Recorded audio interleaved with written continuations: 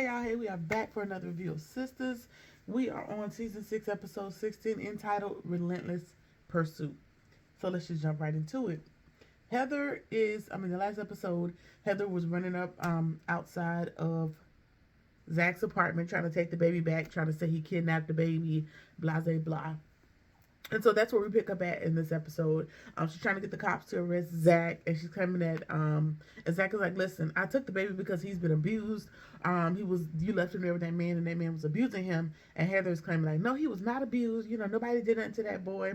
And Zach is literally begging and pleading with Heather for her to leave the baby with him, and he could, because she's like, listen, I gotta leave him with somebody. I can't work and keep an eye on him, so I left him with with my man or whatever. And Zach is again begging her, like, listen, leave it with me. Since you can't be bothered with keeping an eye on him, leave it with me. Since you're complaining about taking care of him, it's such a hassle, but she not. Because she want that money, and she's not going to give up that paycheck, unfortunately. The cop tells Heather, like, listen, did you just say that, he's the babe's father, he's the child's father?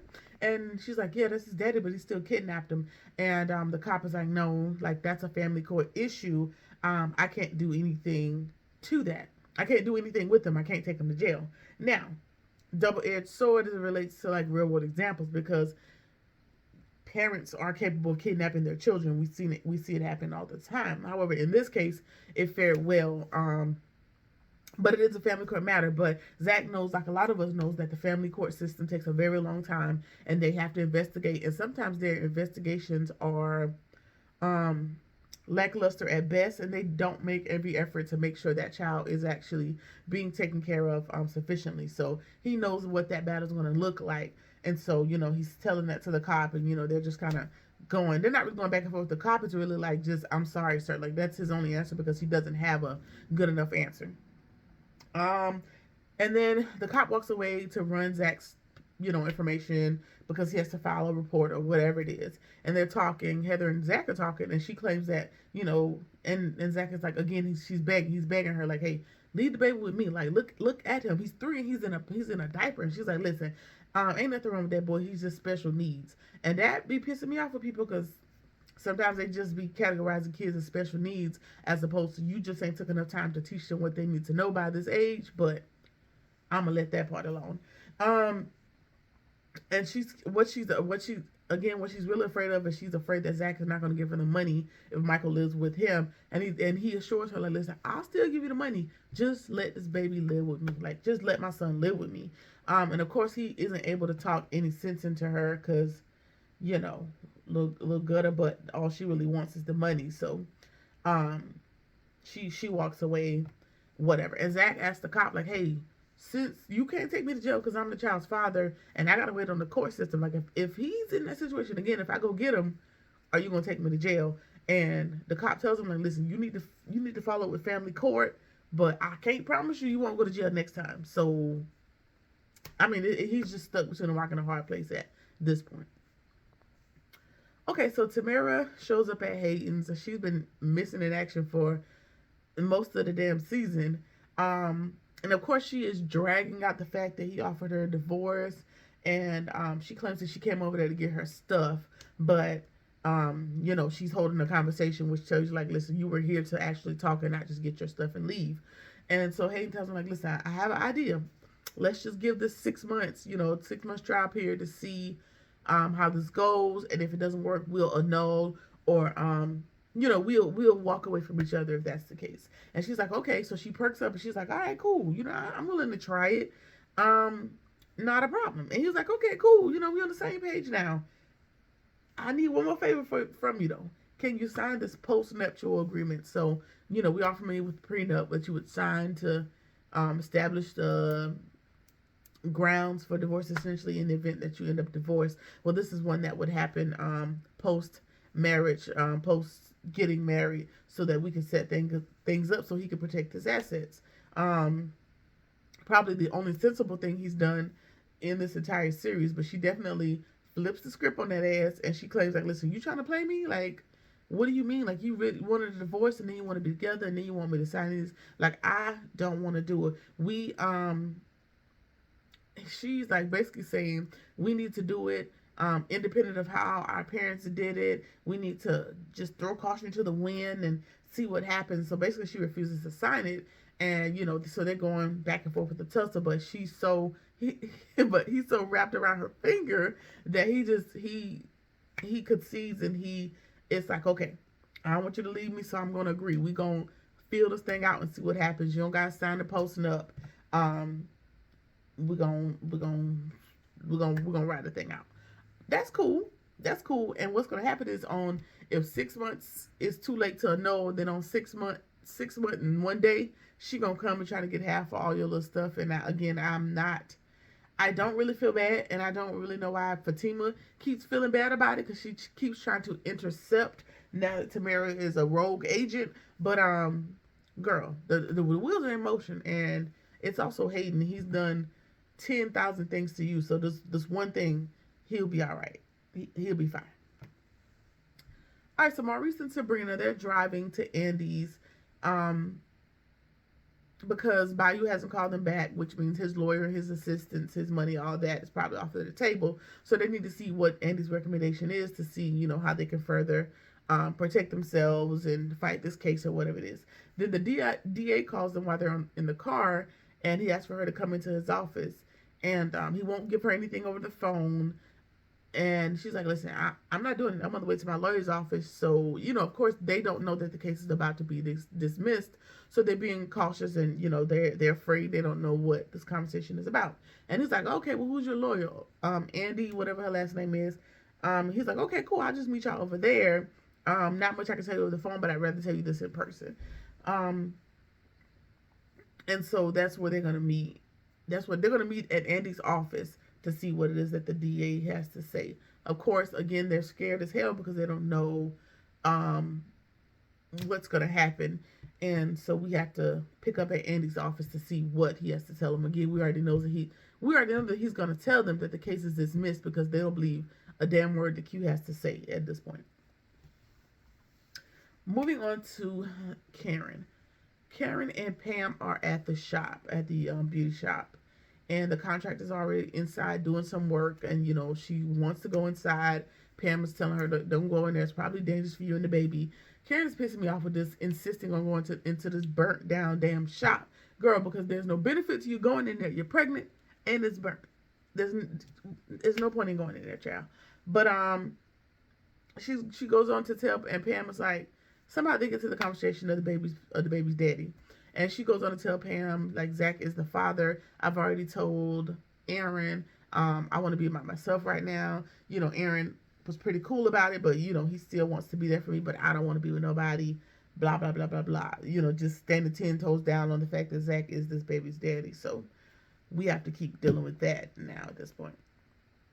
So the contractor comes outside, Mr. Brian, a.k.a. Jason Weaver, and tells her that the damage to the shop is mainly cosmetic, and it's not too bad. The only issue that came about, I guess, the burns or whatever is happening, I don't know the technicality of it, but the burns have, for lack of a better term, I don't know, because he said that the damage was not bad, it was cosmetic, but he did say that there's some asbestos that is in there that's present that a specialist has to come in and clean up. I think that was the word he said. I can't remember.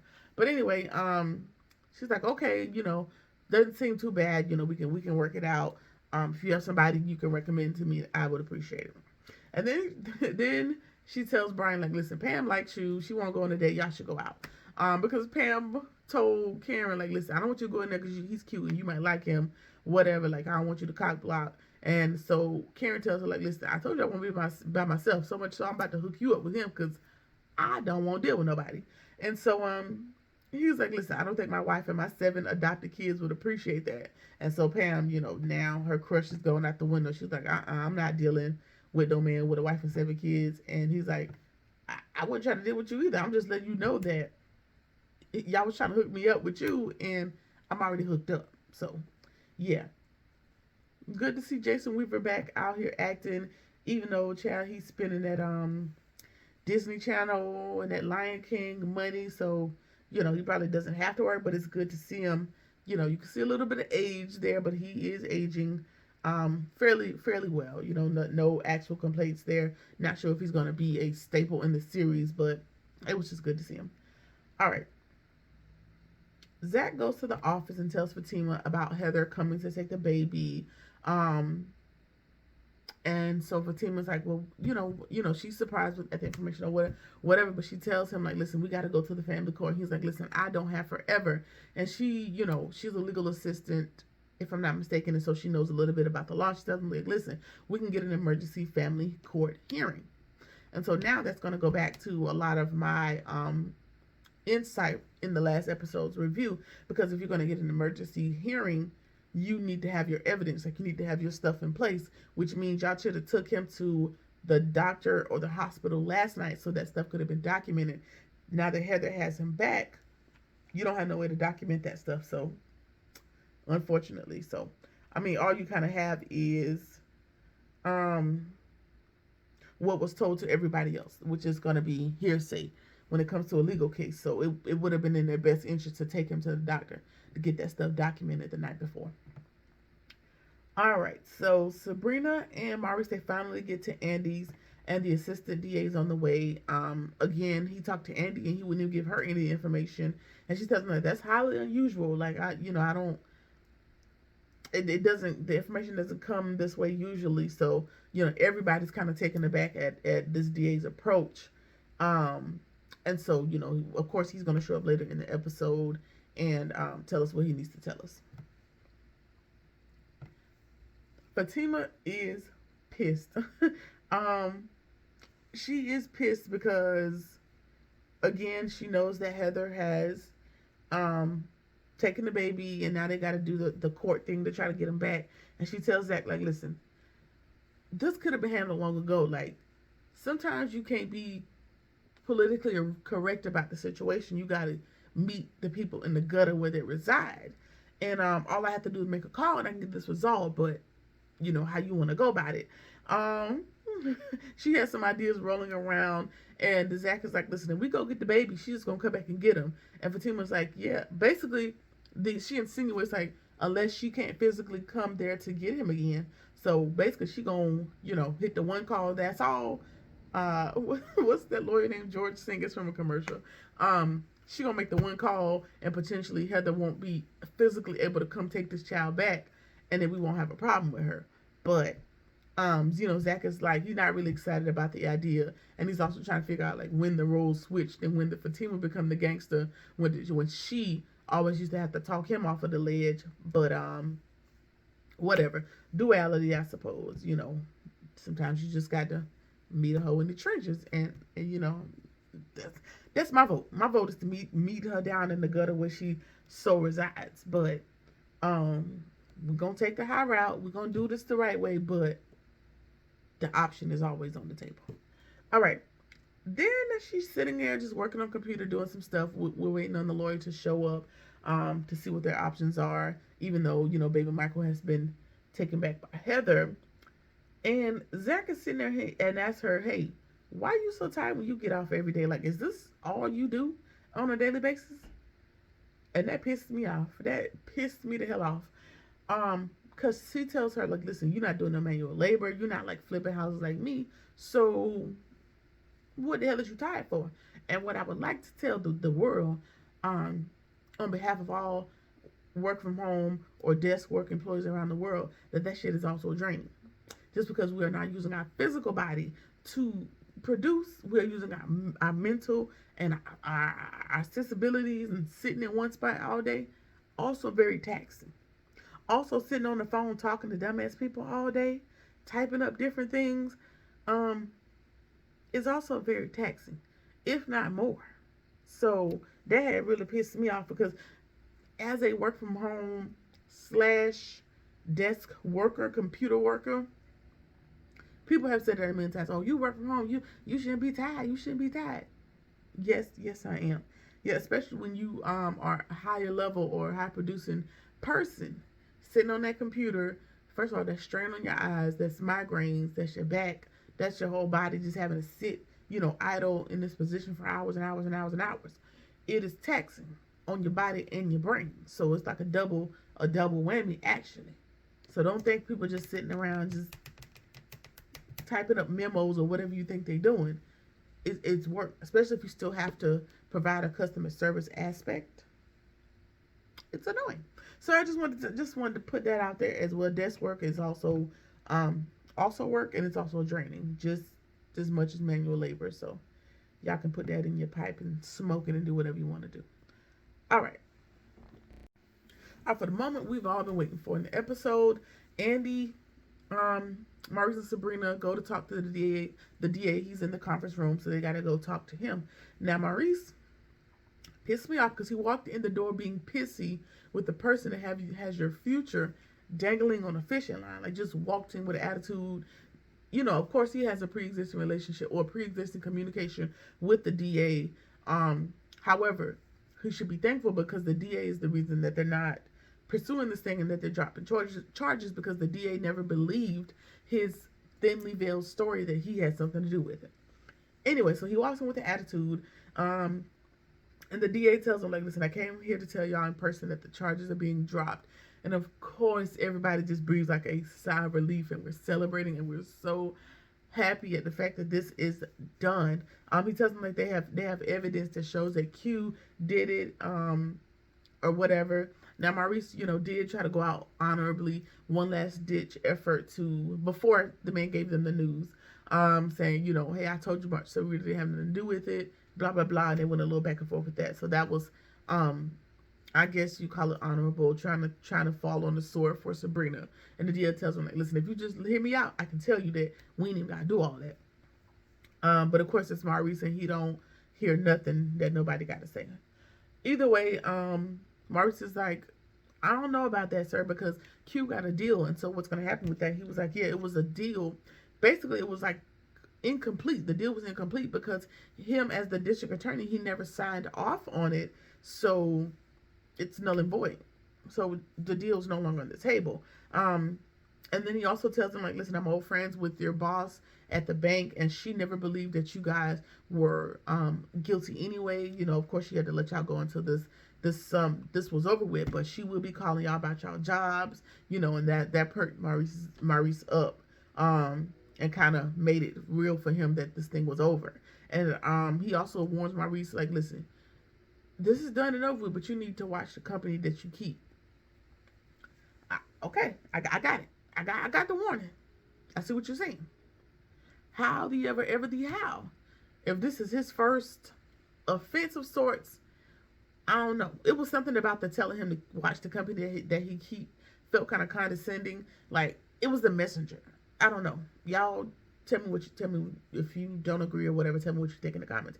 But it was something about the gay condescending, like, you need to watch as if you are my parent. Now I can see, like, Sabrina, even Andy, people with a vested interest in him watching his company, telling him that, but you are just a bystander, essentially. You're the DA.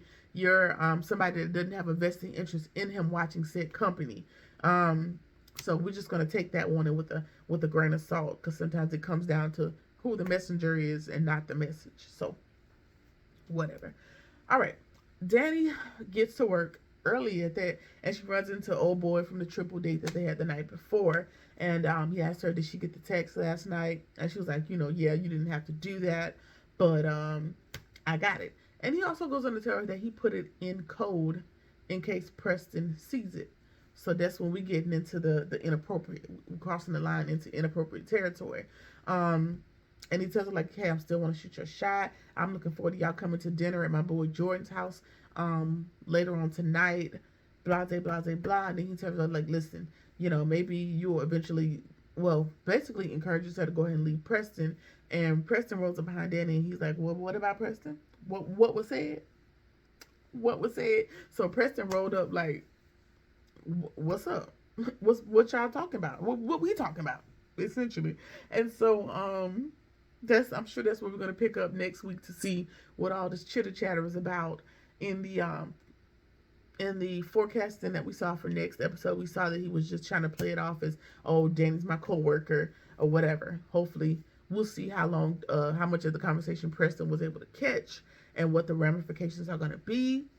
Again, I don't feel like you should have this much dip on your chip, because Again, you just sent a potential fiance back to Chattahoochee or wherever you're from, and you were throwing that in Danny's face for however many episodes, and I just feel like you're not the right messenger yet again.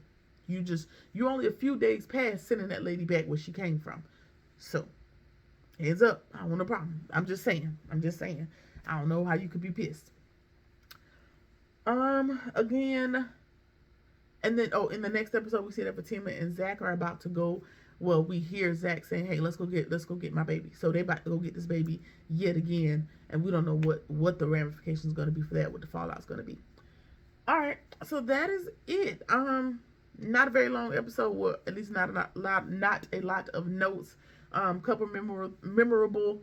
No, I'm sorry, y'all. I've had some wine. So, a couple memorable notes that we have here. Sabrina and Maurice are now off the hook. They get to go back to work. Q gets to go to prison for his role in the bank heist. I don't think they should be mad at their boss because, innocent until proven guilty, right? Wait.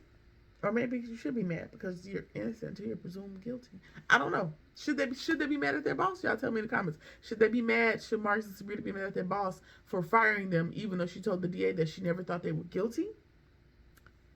Y'all tell me what y'all think. Either way, that's the episode. Season 6, episode 16. That's all I got. Let me know what y'all think about the episode in the comments. Like, comment, share, subscribe, or whatever it is that you feel like doing. And I'll see you in the next one. Peace.